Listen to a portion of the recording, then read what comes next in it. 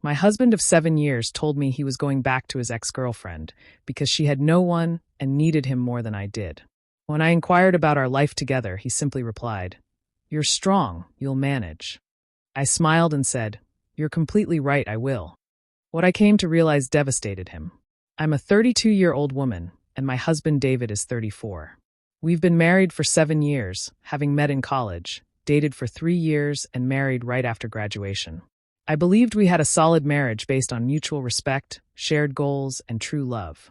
We owned a lovely home together, had successful careers, and were actively trying for our first child.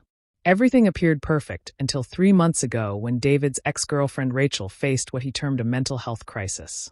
Rachel, 33, was David's college girlfriend before me. They dated for 2 years and had what David always described as an intense yet toxic relationship. He described Rachel as emotionally unstable, manipulative, and prone to dramatic outbursts.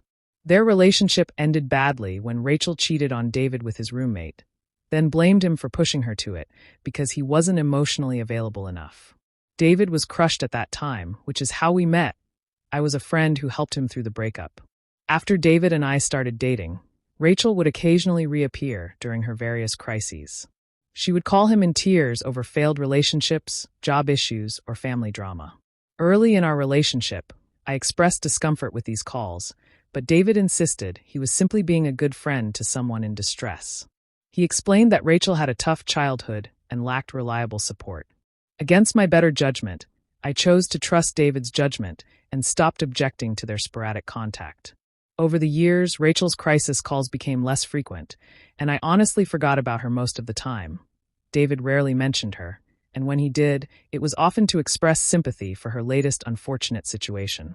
I knew she had gone through several failed engagements, had been dismissed from multiple jobs, and had a fallout with most of her family.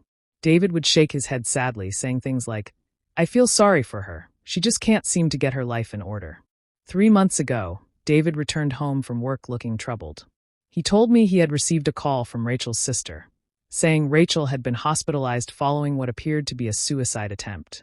David was clearly shaken and felt terrible for not being in touch with Rachel recently. He said her sister informed him that Rachel was going through a particularly tough time. She had lost her job, her latest fiancé had left her, and she was battling depression. He suggested I visit her in the hospital, saying she lacked support and that I might be able to help. I told David that while I thought it was kind of him to want to support Rachel, I cautioned him to be careful about getting too involved in her drama. I reminded him that Rachel had a history of creating chaos in her relationships and that he should prioritize his own mental well-being. David said he understood my concerns, but felt it was his duty to assist someone clearly in crisis. He visited Rachel in the hospital twice during her week-long psychiatric hold. When he returned from these visits, he seemed emotionally drained and distracted, mentioning that Rachel was in a very dark place and felt abandoned by everyone in her life. According to David, Rachel had specifically expressed gratitude that he was the only one who still cared about her. After Rachel was released from the hospital, David began visiting her at her apartment to check on her and ensure she was taking her medication. These visits occurred about twice a week and typically lasted several hours. David said Rachel was too fragile to be alone for long and that he worried she might hurt herself again without someone to talk to. I started feeling uneasy about the amount of time David was spending with Rachel, but whenever I brought it up, David would say I was unsympathetic to someone who was suicidal. He explained that Rachel was in therapy and on medication, but that recovery was a lengthy process requiring support from those who cared about her. He reminded me that I had always prided myself on being compassionate and questioned if I really wanted him to abandon someone who might die without his help. The guilt trips worked for a while. I convinced myself that I was being selfish and that David was simply being a good person by helping someone in crisis. I tried to be supportive and even suggested we could invite Rachel over for dinner to broaden her support network. David thought that was a nice idea, but said Rachel wasn't ready for social situations yet. About 6 weeks ago, I noticed that David was constantly texting. When I asked who he was talking to, he said it was Rachel. Apparently, her therapist had advised her to reach out to supportive people when she was feeling down, and David had told her she could text him anytime. He mentioned that Rachel was experiencing multiple panic attacks daily, and that his quick responses were helping her feel less alone. The texting escalated quickly.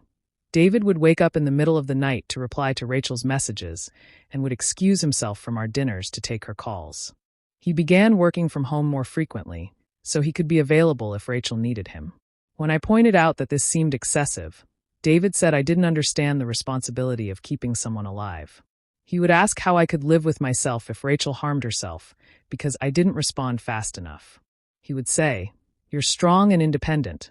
Rachel needs me in a way you never have." I began to feel like I was competing with Rachel for my own husband's attention. David was spending more time focused on Rachel's needs than mine. He missed my work promotion celebration because Rachel was having a panic attack and canceled our anniversary dinner because Rachel called crying about feeling suicidal. Every conversation we had seemed to circle back to Rachel's latest crisis. 2 weeks ago, things came to a head. I told David I was concerned that his relationship with Rachel was becoming unhealthy and that he might be enabling her rather than helping her. I suggested that Rachel needed professional help beyond what he could provide and that he should encourage her to rely more on her therapist. David became angry and accused me of being jealous of someone who was mentally ill. He said I was being cruel and selfish for asking him to reduce his support for someone suicidal and expressed disappointment in me, expecting better from the woman he married.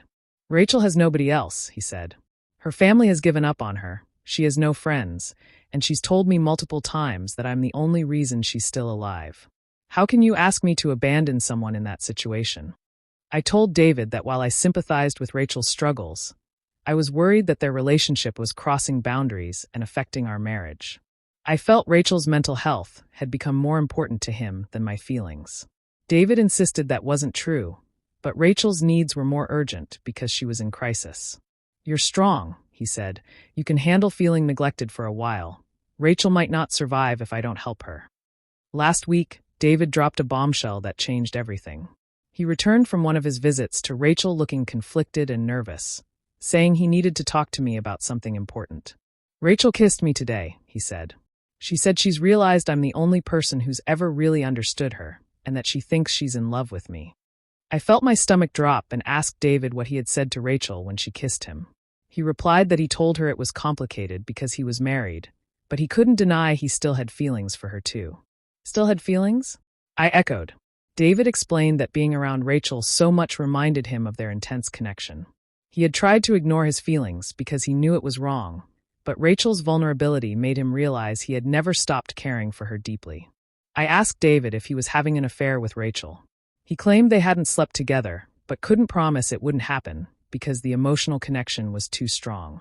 He said he was confused about his feelings and needed time to figure out what he wanted. What about our marriage? I asked. What about the fact that we've been trying to have a baby? What about the life we've built together? David responded that he loved me and didn't want to hurt me, but he felt obligated to Rachel in a way he never had for anyone else. He said Rachel needed him to survive, and he couldn't live with himself if something happened to her because he chose our marriage over her mental health. 3 days ago, David returned home and stated he had made his decision. He said he was leaving me to be with Rachel because she had no one else and needed him more than I did. I was in shock and asked David if he was genuinely ending our 7-year marriage for his ex-girlfriend, who had just re-entered his life 3 months ago. He insisted it wasn't about the time, but about need and responsibility, claiming Rachel would die without him while I was strong enough to rebuild my life. You'll figure it out, he said. You always do. You're the most capable person I know. I looked at my husband, who was calmly explaining why he was leaving me for another woman, and felt something click into place. He was right about one thing. I would figure it out, but what I figured out wouldn't be what he expected. I smiled at David and said, You're absolutely right. I will figure it out. Update. David seemed relieved that I wasn't screaming, crying, or begging him to stay. He expressed gladness that I was handling the situation maturely and hoped we could remain friends. He said he would move out gradually over the next few weeks, and we could work out the details of separating our finances and assets amicably. I told David that sounded reasonable and appreciated his honesty about his feelings instead of having an affair behind my back. He looked surprised by my calm reaction but was thankful I was managing things so well, believing it proved he had made the right choice, as someone as strong as me would obviously be fine on my own. That night, while David was at Rachel's apartment helping her process their new relationship, I began making calls. My first call was to my sister Jenny, who is a divorce attorney in our state. Jenny was shocked by what I told her, but immediately switched to professional mode. Don't sign anything, she instructed. Don't agree to any financial arrangements, and don't move out of the house. I'll refer you to the best divorce attorney in the city, and we'll ensure you get everything you're entitled to. Jenny explained that since David was voluntarily abandoning our marriage for another woman, I was in a strong legal position. The fact that he was leaving me for his ex-girlfriend would work in my favor, especially since we lived in a state that considered adultery in divorce proceedings. My second call was to my best friend Mia, who works as a private investigator. I shared the entire story with her and asked if she could help document David's relationship with Rachel. Mia was happy to assist, noting that infidelity cases were a big part of her work. Men like David always think they're being careful, she said, but they're usually incredibly sloppy once they believe their wife has accepted the situation. We'll gather plenty of evidence. The third call was to David's boss, Ron. Ron and I had become friends over the years through company events and holiday parties. I had helped his wife plan their anniversary party last year, and we had always gotten along well. I asked Ron to meet me for coffee because I needed advice on a personal matter. When I met with Ron the next day, I explained that David was leaving me for his ex-girlfriend and that I wanted to understand our financial situation before filing for divorce. I asked Ron if David had mentioned anything about his future with the company, since I knew they had been discussing a potential promotion to partner. Ron was shocked by the news and said David hadn't mentioned anything at work.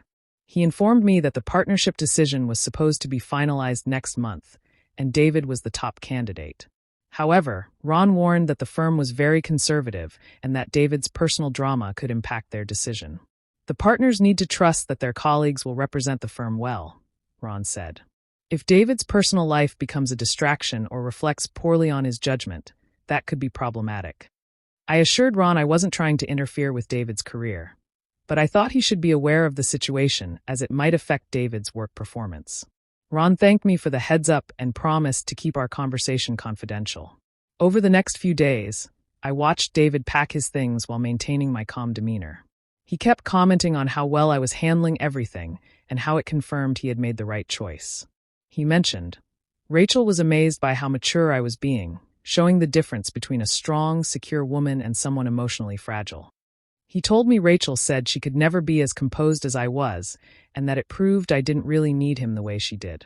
I smiled, expressing that I was glad Rachel felt supported, and hoped their relationship would bring them both happiness and healing. David looked almost disappointed by my lack of drama, but expressed gratitude that we could separate amicably. Meanwhile, Mia was busy documenting David's activities. She followed him to Rachel's apartment and took photos of them together. She discovered that David had been staying overnight at Rachel's place for 2 weeks, which technically constituted adultery under our state's laws. Mia also found that David had been using our joint credit card to pay for expensive dinners, gifts, and even Rachel's therapy sessions. He's been funding his affair with your money, Mia informed me. That's going to look really bad in court. She also researched Rachel's background and uncovered some interesting information. Rachel had never actually attempted suicide. She had been hospitalized for a drug overdose that her family suspected was intentional, but doctors had deemed it accidental. Rachel had a history of manipulating men by claiming to be suicidal when they tried to leave her. Her last 2 engagements ended when her fiancés discovered she had cheated on them. This woman is a professional victim, Mia said. She finds successful men in stable relationships and convinces them they need to save her. She noted that David wasn't her first married target. The most damaging information Mia uncovered was that Rachel had been posting about her relationship with David on social media, bragging to her friends about stealing a married man and posting pictures of expensive gifts David had bought her with captions like, "When he leaves his wife for you." Mia screenshotted everything before Rachel could delete it. 10 days after David moved out, I filed for divorce. David received the papers at his office, which was intentional on my part. I wanted his colleagues to know what was happening. That evening, David called me furious. "You said we were going to handle this amicably," he said. "Why are you filing for divorce already? I thought we agreed to work out the details gradually." I told David that I decided to move forward quickly to begin rebuilding my life. I explained that my attorney had advised me to file immediately to protect my interests. David claimed he felt blindsided, and that this wasn't what we discussed. "I never agreed to anything," I replied calmly. Your plan sounded reasonable, but I never agreed to it. You made your choice, and now I'm making mine. David hoped I wouldn't make things difficult and expected me to be fair about dividing our assets, stating that Rachel was already stressed about our situation and that a contentious divorce would be detrimental to her mental health. Rachel's mental health isn't my responsibility, I stated. That's your job now. Update 2. The divorce proceedings began, and David quickly realized I wasn't going to be the pushover he anticipated. My attorney, Patricia, was a fierce advocate specializing in high-asset divorces involving infidelity. She immediately filed motions to freeze our joint accounts and prevent David from making any significant financial decisions without court approval. David was forced to hire his own attorney, which was costly and complicated by the fact that several lawyers in town declined to represent him once they heard the details of the case. Apparently, leaving your wife for your suicidal ex-girlfriend isn't a sympathetic narrative, even in legal circles. 2 weeks after I filed, David's promotion opportunity vanished. Ron called me to inform me that the partners had decided to postpone David's partnership consideration indefinitely. Word had spread around the office about David's personal situation, and several partners expressed concerns about his judgment and character. The final straw was when they discovered he had been using company time to manage Rachel's crises. We checked his phone records and found dozens of personal calls and texts during work hours, Ron said. The partners felt it showed poor boundaries and unprofessional behavior. Ron also mentioned that David had been making mistakes at work and missing deadlines since becoming involved with Rachel. His billable hours had dropped significantly, and he had been distracted during crucial client meetings. The partners were worried that David's personal drama was affecting his professional performance. I'm sorry it worked out this way, Ron said. David used to be one of our best associates, but his priorities seem to have shifted dramatically. Meanwhile, Mia continued to gather evidence of David's new lifestyle. She discovered that David had opened a new credit card without informing me and was using it to fund lavish outings with Rachel. He had taken her on weekend trips to luxury resorts, bought her a diamond bracelet, and even put a down payment on a new apartment for them. He's spending money as if he's still married to you, Mia noted. He seems to have forgotten he's going to be paying alimony and splitting assets soon. The most intriguing development was Rachel's behavior once she realized the divorce was genuinely happening. According to Mia's surveillance, Rachel had been pressuring David to make things official by proposing to her. She dragged him to jewelry stores and discussed wedding plans. David appeared increasingly stressed and overwhelmed in the photos Mia captured. She thought she was getting a ready-made husband with an established lifestyle, Mia said. But now she's realizing that divorced men with alimony payments aren't as financially appealing as married men with 2 incomes.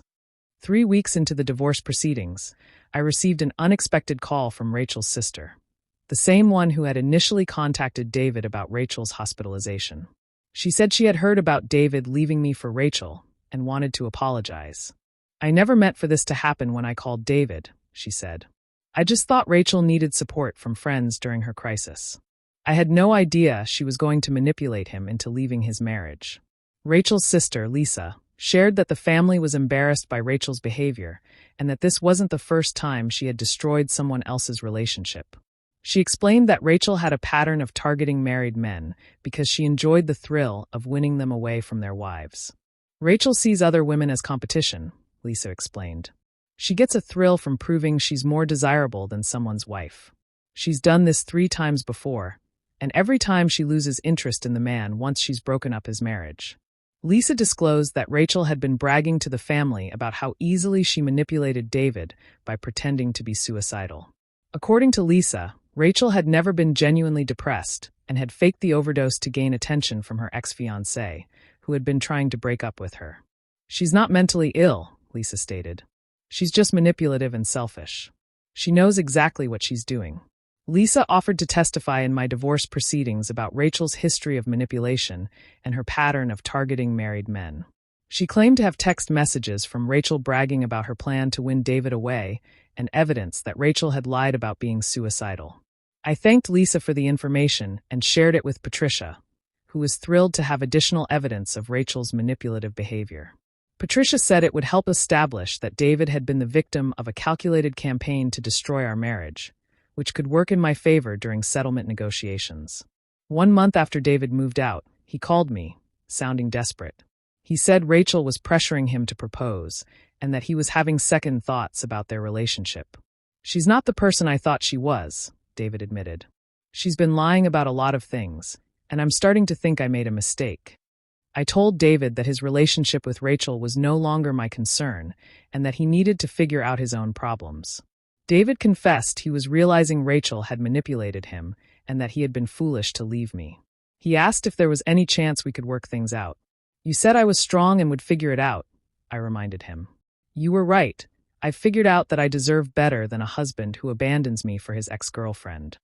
David began to cry, saying he had been the biggest fool in the world. He explained that Rachel had shown her true colors now that she had what she wanted, and that he finally understood my warnings about her manipulative behavior. She doesn't actually love me, David said. She just wanted to win. Now that she's broken up our marriage, she's already getting bored and looking for her next target. I told David I was sorry he was going through a rough time, but that his choices had consequences. You burned our bridge when you chose Rachel over me, I said. I'm not interested in rebuilding what you destroyed. I hope you find happiness, but it won't be with me. Update 3. 2 months after filing for divorce, we reached a settlement thanks to Patricia's aggressive negotiations and the mountain of evidence Mia had collected. I received an extremely favorable deal. I kept the house, my car, and 70% of our joint assets. David was ordered to pay me substantial spousal support for 5 years and cover all my legal fees. The settlement was heavily weighted in my favor because David's attorney advised him that fighting it would only reveal more embarrassing details about his affair and Rachel's manipulative tactics. With Lisa's testimony and Rachel's social media posts as evidence, David's case looked bleak. His attorney urged him to accept the deal and be grateful it wasn't worse. David was devastated by the financial terms, but signed the agreement because he couldn't afford to prolong the proceedings.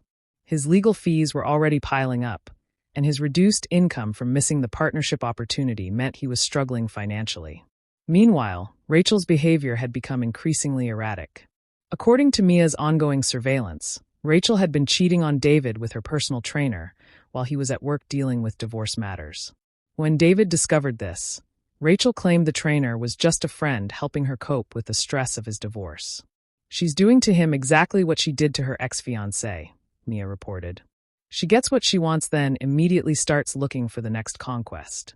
3 weeks before our divorce was finalized, David showed up at my house uninvited. He looked terrible, lost weight, wrinkled clothes, dark circles under his eyes. He said he needed to apologize and begged for another chance. Rachel left me, he admitted. She said I was too needy and needed space to figure out what she wanted. She's already moved on to someone else. I expressed sympathy for his relationship troubles, but reiterated that I wasn't surprised. I reminded him I had tried to warn him about Rachel's manipulative behavior, but he had chosen to believe her over me. David acknowledged I was right about everything. He said Rachel had never been suicidal and had manipulated him by exploiting his guilt and sense of responsibility. He shared that she had admitted to lying about needing him and had laughed about how easy it was to convince him to leave me. She said I was pathetic for falling for her act, David said through tears. She said any man foolish enough to leave his wife for another woman deserved whatever he got. David pleaded with me to consider reconciliation, promising he'd learned his lesson and would never make the same mistake again. He vowed to cut all contact with Rachel and focus on rebuilding our marriage, saying he would do anything to earn back my trust and love. I looked at David, sobbing on my doorstep, and felt a mix of pity and disgust. This was the man who told me I was strong enough to handle being abandoned for his ex-girlfriend. This was the person who claimed Rachel needed him more than I did and said I would figure it out on my own. You're right, I figured it out, I said. I figured out that I'm worth more than being someone's backup plan. I deserve a partner who chooses me first, not someone who only wants me back after his other option falls through. David claimed to understand why I was angry, arguing that people make mistakes and deserve second chances. He insisted that our 7-year marriage should mean something, and that what we built together was worth fighting for. You're the one who destroyed what we built, I replied. You made your choice when you prioritized Rachel's feelings over mine. Now live with it.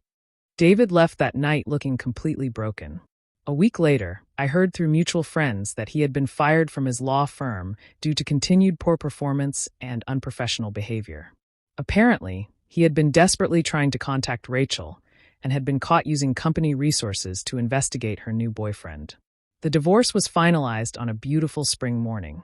I walked out of the courthouse feeling lighter than I had in months.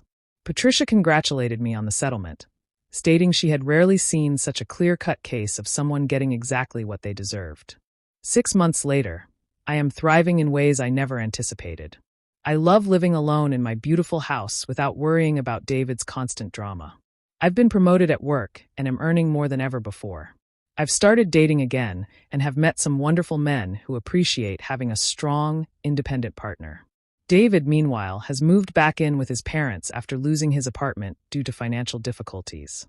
He's working at a small firm, making half of what he used to earn, and struggling to keep up with his alimony payments. Rachel is engaged to her personal trainer and has blocked David on all social media platforms. The most satisfying aspect isn't David's downfall, it's my transformation. I realize now that I had been settling for a marriage where I was always the strong one who could handle anything while David played the rescuer. I had been so focused on being the perfect, understanding wife that I forgot to demand the respect and consideration I deserved. I recently ran into David at a coffee shop, and he looked terrible. He tried to approach me, but I simply nodded politely and continued with my day. I have no interest in rehashing the past or listening to his regrets. He was right about one thing. I am strong enough to figure it out. I figured out that I deserve better than him. The best revenge isn't getting back at David or Rachel. The best revenge is living an incredible life that shows I never needed either of them. David thought he was trading up by leaving me for Rachel, but he actually gave up the best thing that ever happened to him. His loss became my gain in every possible way. Looking back, I'm almost thankful that David left me for Rachel. If he hadn't, I might have spent years in a marriage with someone who viewed me as a convenience rather than a priority. Rachel did me a favor by revealing David's true character before I wasted any more time on him. Sometimes the trash takes itself out, and all you have to do is ensure it doesn't come back.